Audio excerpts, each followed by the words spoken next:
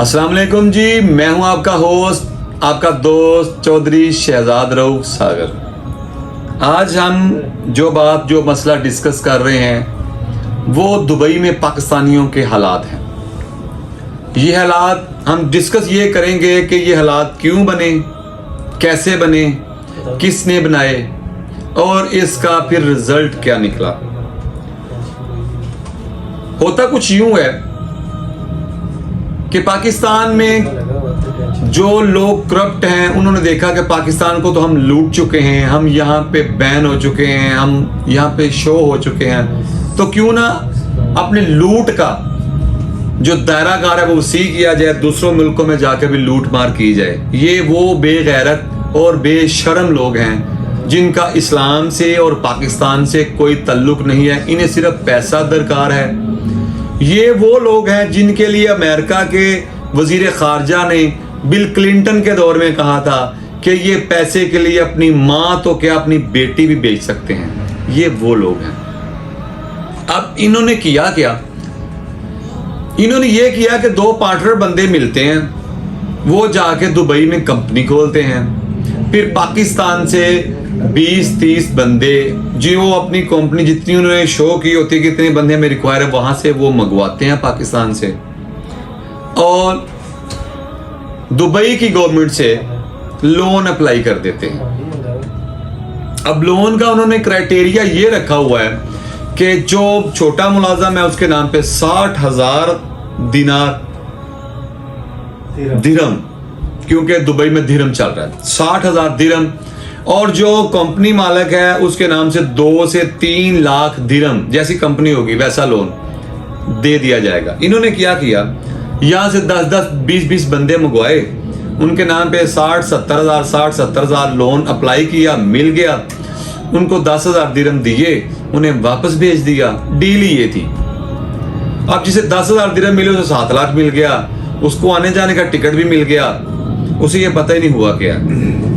इन्होंने क्या किया, 50-50, 60-60 करोड़ की करप्शन की, उनसे लोन लेके अपने हंडी के जरिए या अपने इंटरनेशनल अकाउंट्स के जरिए अपने अपने मुल्कों में मुख्तलिफ अकाउंट्स में ट्रांसफर किया और गायब हो गया। ये स्टोरी एक बंदे की नहीं है, ये पाकिस्तान के हजारों बंदों ने जाके ऐसा किया। अब वो बेवकूफ तो नहीं थे कि लुटते ही नहीं। जब 30-40 कंपनियां डिफॉल्ट हुई तो उन्होंने देखा यार ये हर कंपनी डिफॉल्ट हो रही है, हो क्या रहा है। 80% पाकिस्तान के और 20% इंडिया के लोगों ने ये सारा काम किया। अब इंडिया की गवर्नमेंट ने तो उनके साथ मिल के अपने बंदे पकड़वाए, रिकवर करवाया। हमारे मुल्क में क्या हुआ, लोग खा गए, पूछने वाला था कोई नहीं।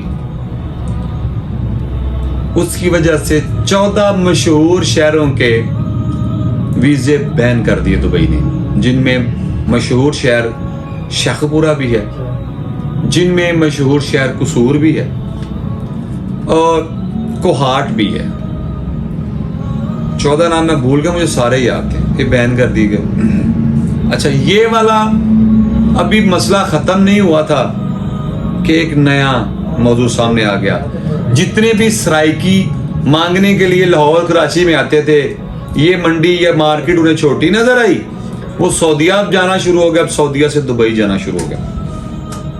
अब दुबई की गवर्नमेंट ने एक ग्रुप पकड़ा जिससे उन्होंने लाखों रियाल बरामद किए, जो उन्होंने मांग के इकट्ठे किए थे और पाकिस्तान भेजते थे। यहां से चले जाते थे वो विजिट वीजे पे 60 दिन के लिए, और वहां मांगते थे, और सैकड़ों के हिसाब से ग्रुप, 2, 4, 10, 20 बंदे नहीं, सराइकी पट्टी में से सैकड़ों लोग वहां जाकर मांग रहे हैं। और उन्होंने वो ग्रुप पकड़े हैं, वो सारे पाकिस्तान के, 5-6% दूसरे मुल्कों के हैं, 90 से 94-95% लोग पाकिस्तानी मांगने वाले। अब क्या क्या रोना रोए हम, कौन सा रोना रोए, वो मुल्क भी क्या करें। आप वहां तरक्की करने तो जा नहीं रहे, कोई नई चीजें इजाद करने तो जा रहे, आप तो जा रहे मांगने के लिए, और उनके बच्चों को भी बुरी तरबियत करने। मांगने वाले की सोच छोटी होती है, वो सोच मांगने तक ही रहता है। वो जब किसी को बताएगा, मशवरा देगा, वो मांगने वाला देगा। उसके बाद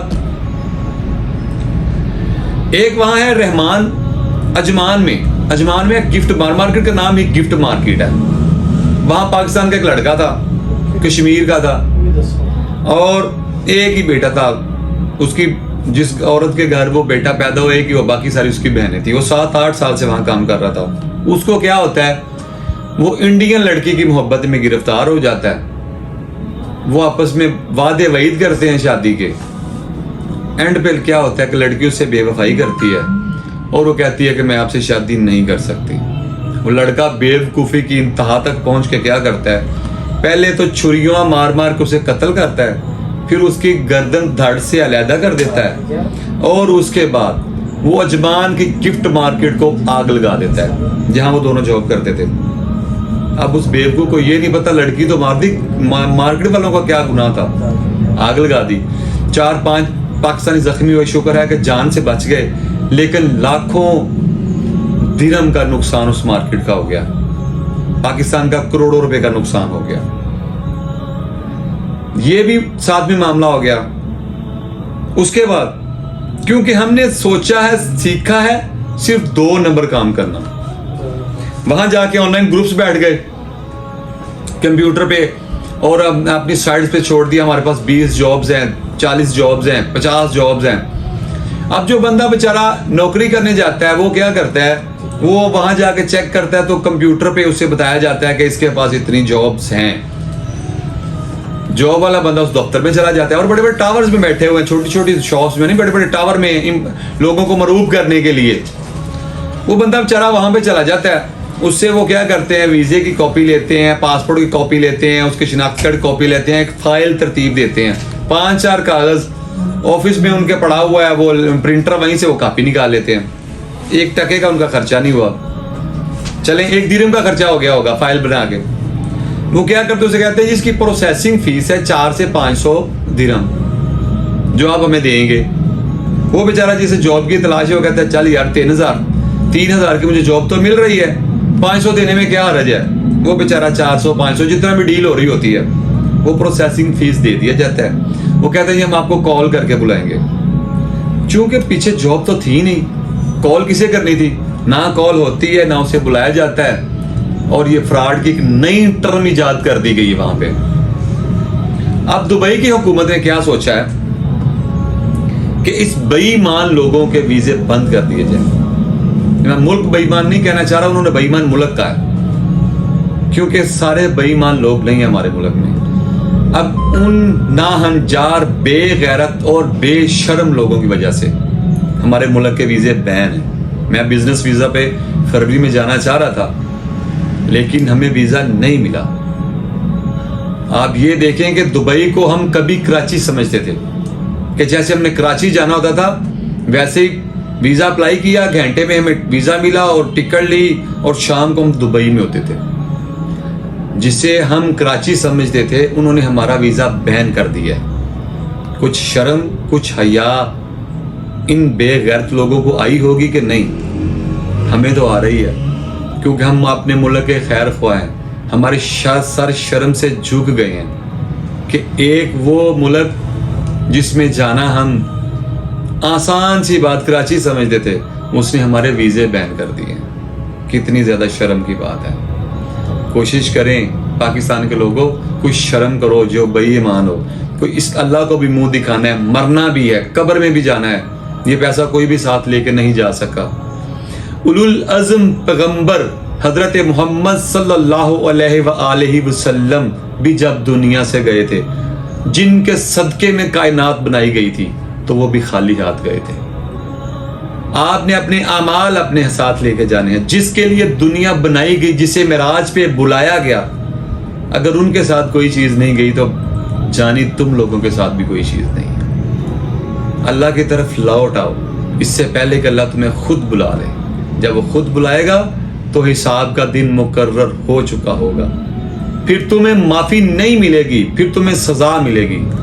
ہمیشہ غلطی کی معافی ملتی ہے، گناہ کی ہمیشہ سزا ملتی ہے. خدا را ہمارے ملک پر رحم کریں. اور میری اپنے ملک کے گورنمنٹ سے درخواست ہے کہ ایسے لوگوں کو سمندر میں پھینک دیا جائے. ہمیں نہیں چاہیے، نہ ہمیں بھکاری چاہیے، نہ ہمیں کرپٹ چاہیے. اگر آپ نے اپنے ملک کو سنوارنا ہے تو میاں محمد شہباز شریف صاحب ہم آپ سے درخواست کرتے ہیں، عاجزانہ درخواست کرتے ہیں کہ ان لوگوں کو سمندر میں پھینک دیا جائے، انہیں مچھلیوں کے آگے ڈال دیا جائے، ان پہ پیٹرول چھڑک کے آگ لگا دی جائے. ہمیں نہیں چاہیے. جو ملک کی اسلام کی بدنامی کروا رہے ہیں ہمیں وہ لوگ کبھی بھی نہیں چاہیے. ہمیں وہ لوگ چاہیے جو اسلام کا نام روشن کریں، جو پاکستان کا نام روشن کریں، جو ہمارا سر فخر سے بلند کریں، جو ہمارا سر جھکاتے ہیں. ہمیں ویسے لوگ نہیں چاہیے. امید کرتا ہوں آپ میری باتوں سے متفق ہوں گے. انشاءاللہ کل ایک نئی بات، ایک نئی ولاگ کے ساتھ آپ کے ساتھ حاضر ہوں گا. اجازت چاہتا ہوں. اللہ نگہبان.